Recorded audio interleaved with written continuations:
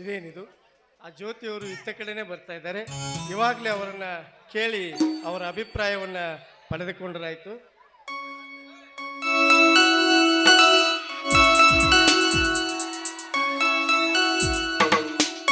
ನಮಸ್ಕಾರ ಜ್ಯೋತಿಯವರಿಗೆ.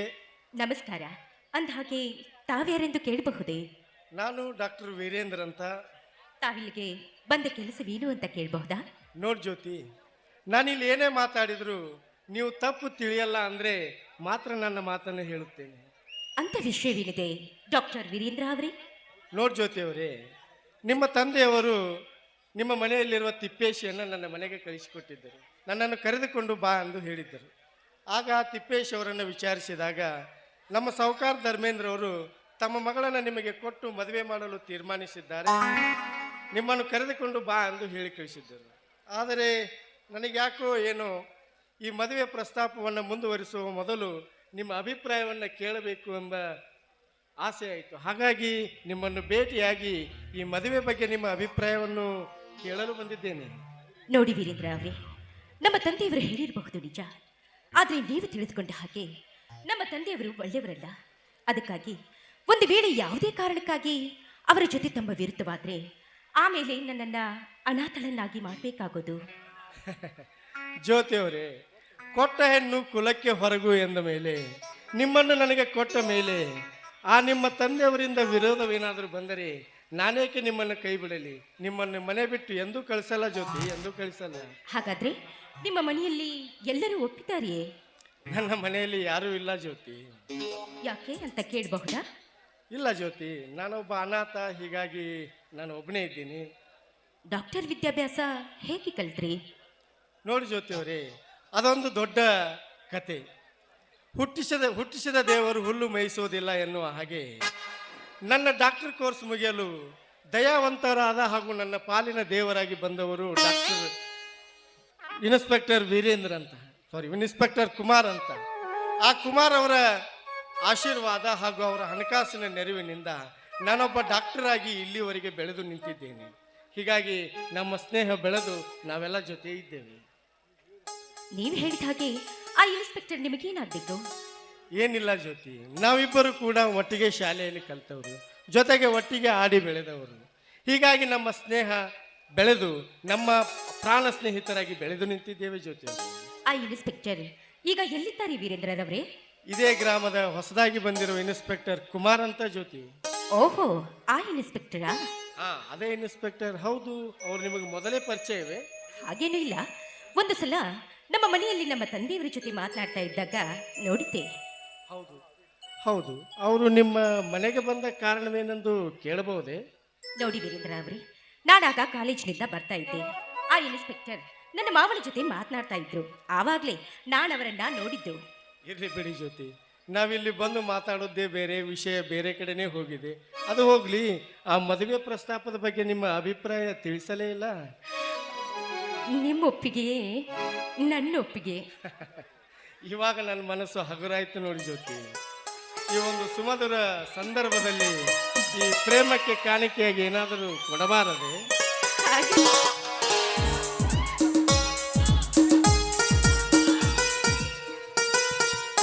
ವೀರೇಂದ್ರರವರೇ, ನಾಳೆ ನೀವು ಖಂಡಿತ ನಮ್ಮ ಮನೆಗೆ ಬರಬೇಕು.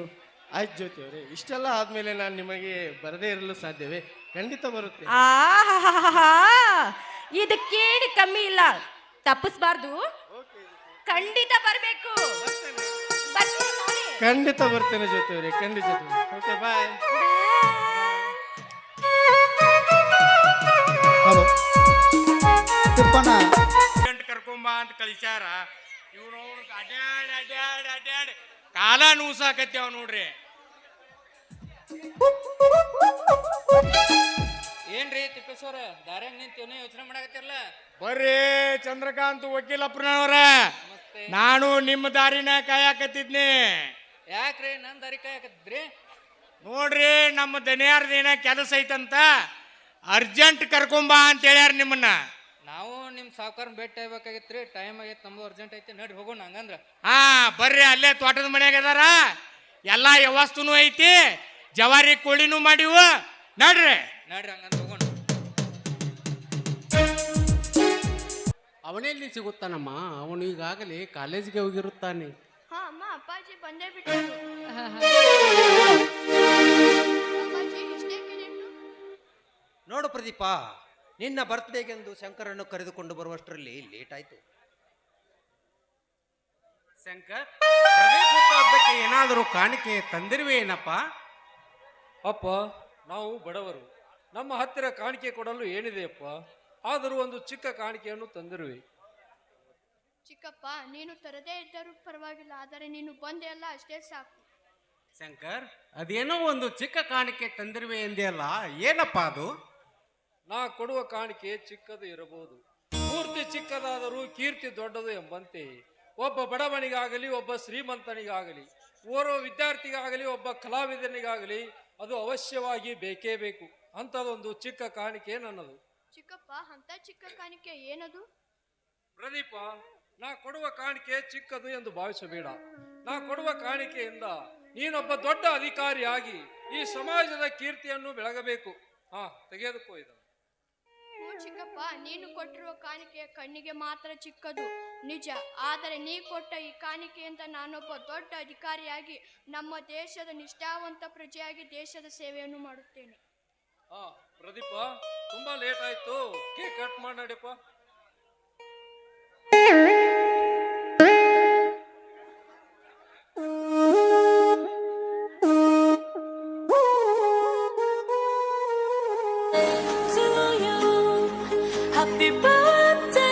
Happy birthday, and the star.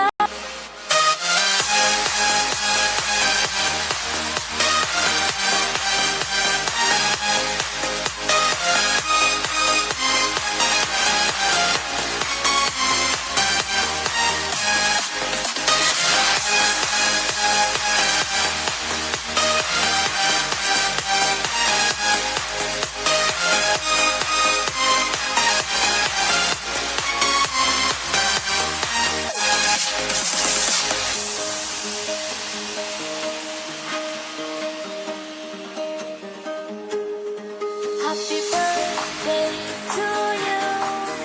Happy birthday to you. Happy birthday, happy birthday. Pradeep, ಇದೇ ಸಂತೋಷದ ಸಮಯದಲ್ಲಿ ಒಂದು ಒಳ್ಳೆಯ ಗೀತೆಯನ್ನು ಹಾಡಪ್ಪ. ಅಪ್ಪಾಜಿ, ನೀವೇ ಹಾಡಿರಿ. ಪ್ರದೀಪ, ನಾವೆಲ್ಲರೂ ಕೂಡಿ ಹಾಡಾಡೋಣ.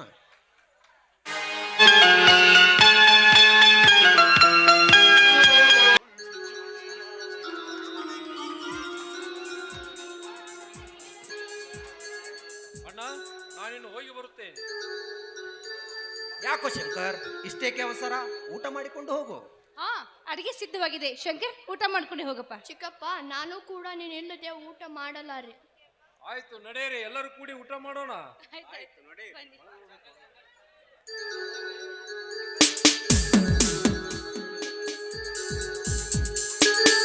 ನ್ಯಾಯ ನೀತಿ ಎನ್ನದೆ, ಪಾಪ ಪುಣ್ಯ ಎನ್ನದೆ, ಸಿರಿ ಸಂಪತ್ತನ್ನು ಅಪಹರಿಸಿ ಸುಂದರಿಯರಾದ ಹೆಣ್ಣುಗಳನ್ನು ಅನುಭವಿಸಿ ಸಂತೋಷ ಪಡುವುದೇ ಈ ಧರ್ಮೇಂದ್ರನ ಹುಟ್ಟುಗುಣ.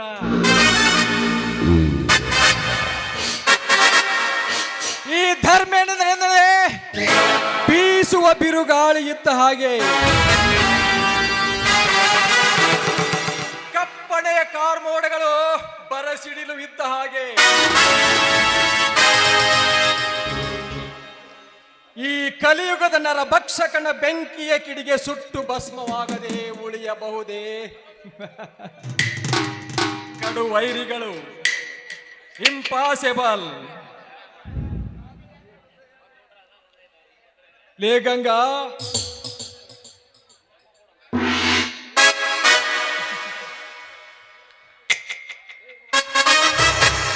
ಲೇ ಇನ್ಸ್ಪೆಕ್ಟರ್,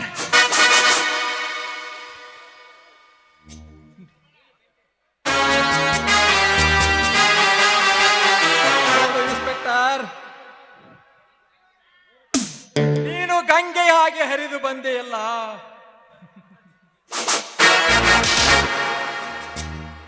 ನೋಡು ಗಂಗಾ, ಬೆಂಕಿಯ ಜೊತೆ ಸರಸವಾಡಲು ಬಂದ ಬಣ್ಣದ ಚಿಟ್ಟೆ. ಈ ಬೆಂಕಿಯನ್ನು ಮುಟ್ಟಿದ ನಿನ್ನ ಮೈ ಸುಟ್ಟು ಹೋಗಲೇಬೇಕು.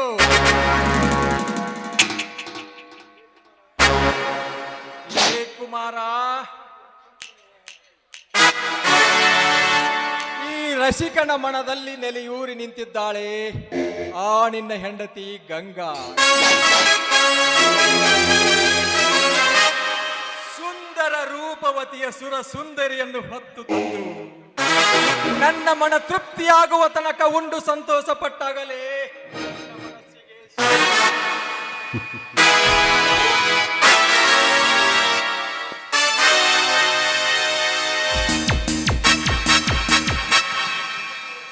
ಇಷ್ಟೊತ್ತಾದರೂ ಆ ಬಡ್ಡಿ ಮಗ ತಿಪ್ಪ ಬರಲಿಲ್ಲವಲ್ಲ. ಆ ಲಾಯರ್ ಚಂದ್ರಕಾಂತನನ್ನು ಕರೆದುಕೊಂಡು ಬಾ ಅಂದ್ರೆ ಇನ್ನೂ ಬರಲಿಲ್ಲವಲ್ಲ.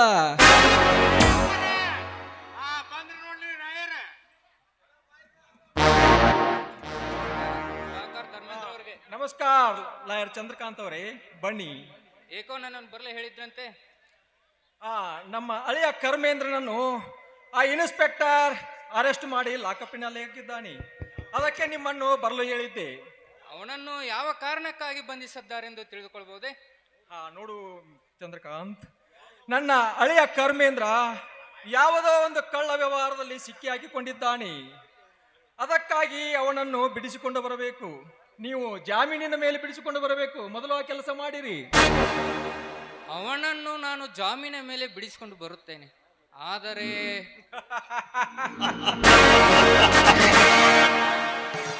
ಎಂಬ ಆತಂಕವೇಕೆ?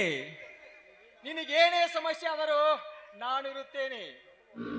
ಮೊದಲು ಆ ಕೆಲಸ ಮಾಡಿ ಉಳಿದದ್ದನ್ನು ಅಲ್ಲೇ ಬಾರಿನಲ್ಲಿ ಮಾತಾಡೋಣ. ಆಯ್ತು ನೋಡಿ ಸರ್.